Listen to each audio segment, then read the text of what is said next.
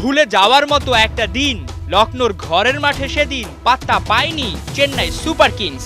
জাদেজা ধোনির চেষ্টায় 177 রানের টার্গেট হেসে খেলে লোকেশ রাহুল, ডি ককরা জয়ে পৌঁছে গেল বাকি থাকতে 8 উইকেট। মন খারাপের দিনেও 1 উইকেটে দেখা পেয়েছিলেন মোস্তাফিজুর রহমান। ফের দুদলে দেখা হচ্ছে মঙ্গলবার। ফিজরা কি তবে বদলা নিতে পারবে এবার?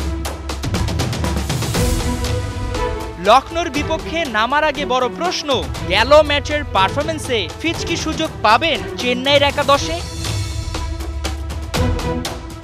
চলতি আইপিএলে 200-র নিচে রান মানেই এখন হার অনেকটাই নিশ্চিত। সেখানে 177 রানের টার্গেটে চেন্নাই বোলাররা বলার মতো তেমন কোনো পারফরম্যান্স দিতে পারেনি উপহার। গড়ে 10-এর উপর রান দিয়েছিল পেসাররা। এমন দিনে 4 ওভারে 43 খরচায় মুস্তাফ পেয়েছিলেন 1 উইকেটের দেখা। মুল্লনপুরের কন্ডিশনে পারফরম্যান্স বিবেচনায় মঙ্গলবারও রয়েছে তার খেলার সম্ভাবনা। চেন্নাইয়ের সেরা বোলারও টাইগার পেসার। টুর্নামেন্টে 6 ম্যাচে 9.41 ইকোনমিতে 11টা উইকেট করেছেন শিকার।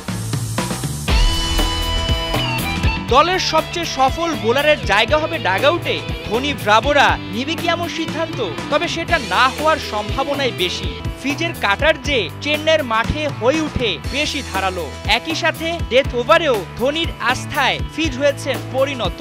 লখনৌকে ঘরের মাঠে ভরকে দিতে এমন উপকরণই তো এই মুহূর্তে দরকার একান্ত। এসব কারণ ছাড়াও যেটা ফিজের একাদশে থাকার জন্য গুরুত্বপূর্ণ, 30 এপ্রিল অবধি আছে তার আইপিএলে খেলার অনুমতি। মুস্তাকে খেলানোর জন্যই বিসিবিকে অনুরোধ করেছিল চেন্নাই। এনওসির মেয়াদ থাকাকালীন ফিজের সার্ভিসটা চাইবে দল। তাই মঙ্গলবার রাত 8টায় লখনৌর বিপক্ষে মোকাবেলায় নামবে চেন্নাই। মাহমুদুল হাসান সজীব, 71। 1, 2, 3 ঢাকায় জমি জিতে নিন 100% ক্যাশব্যাক সহ 20 কোটি টাকার পুরস্কার।